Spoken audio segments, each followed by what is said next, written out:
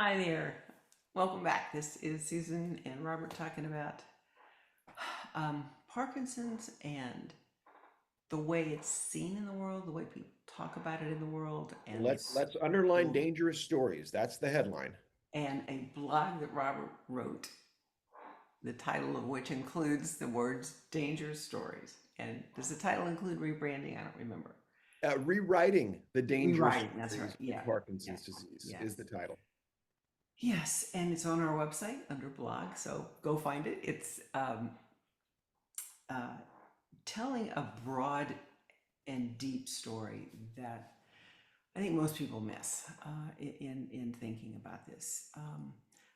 I guess what I would say, and I know you asked me in one of these episodes not to mix this up with the writing, but in our writing class, you have asked us to focus on stakes.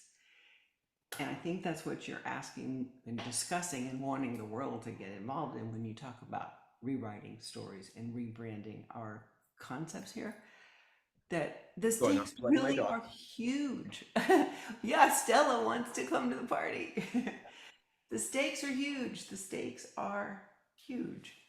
And Talk to me about stakes because some people might not understand what you mean by stakes in both the storytelling perspective and how it meets our lives. I think that's really important.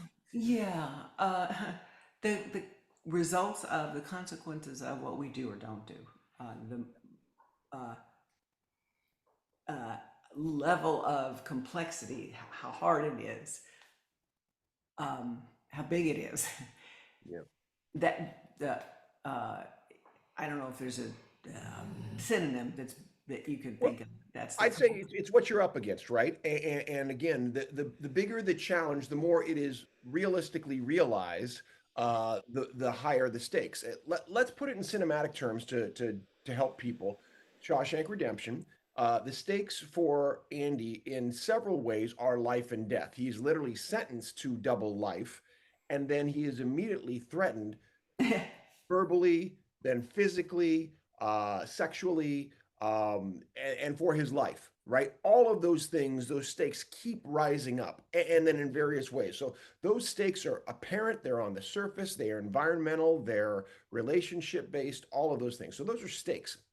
In Parkinson's, here's one of the problems with stakes because it is such a slow burning progression for most people, not for all. Some people have very aggressive forms of Parkinson's.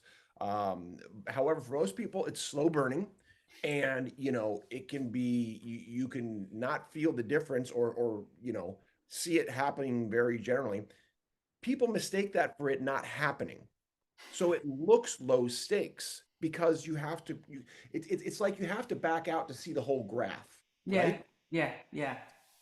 And early on, and then sometimes in the course of Parkinson's, people believe they're experiencing a honeymoon period. It's a Oh, little there's bit that of term. a self hypnosis or something that it sounds so good, and it's not physiologically accurate. Let's dive into that honeymoon period term because it's gotten some pushback, which is great. However, that story was and still is prevalent. It used to be quite prevalent. I think now it's getting more pushback. But why should we push back against the honeymoon period? Why? If you delude yourself, is that a word? Delude yourself. Delude, yeah. Uh, and it, it feels so good. I mean, I did it too when I got my DBS, and uh, before they turned it on, they just put the thing in my Right. brain, and they hadn't even turned it on yet, and all my symptoms went away. And Robert, that's amazing. That's just awesome. And it lasted, you know, 2.5 weeks, and so you kind of get a little bit hypnotized, and you kind of be like, okay, this is really working. This is great, and they haven't even turned it on yet.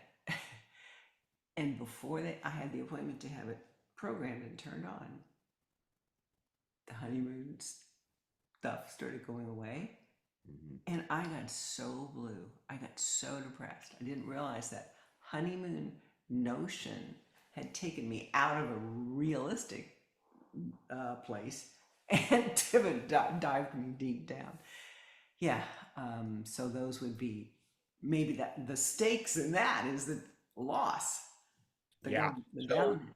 so this is in to put this back into storytelling terms, in terms of telling the story of Parkinson's, we need to tell the story of the promise of the honeymoon period and the great desire to buy into it and the crashing effect of having it not be true. Those two things need to be in the same story. You this is where we need to talk about what people call the honeymoon period, and we need to talk about the effect of it when it turns out not to be true. That's storytelling in one arc, right? Yeah. Andy had kind of had a honeymoon period for a while Yeah. when he was, helping out the warden.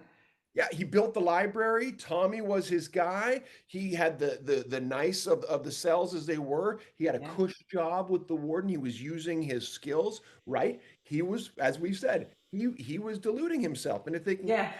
prison's not that bad. Yeah. Right. Right.